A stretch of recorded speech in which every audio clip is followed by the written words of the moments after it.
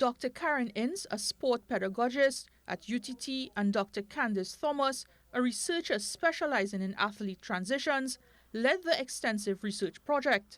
Their investigation involved comprehensive interviews with 21 athletes from Trinidad and Tobago, Jamaica, Barbados, St. Lucia, and Anguilla, revealing widespread systemic issues throughout the region's sports ecosystem.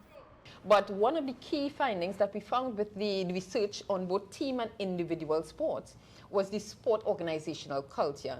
And we found that it was an inefficient sport ecosystem for both engaged as well as, by engaged I mean athletes who were able to transition to the senior level, as well as dropout athletes. The researchers identified fundamental issues stemming from the lack of structured physical education programs at the primary level, highlighting concerning statistics such as an 83% inactivity rate among primary school students and alarming childhood obesity rates.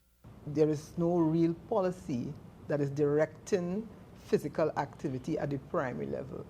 From my last set of investigation, just cursory investigations, there is a curriculum in place, but whether the teachers honor it or not is another question. The study also pointed to cultural challenges, notably favoritism and unclear policies hindering athlete progression. The constitution, the composition of the boards, the composition of the administrative level of the particular sporting organization, lots of times there's some favoritism might be existing in there that is going to work against a particular act. And the athletes were saying that explicitly.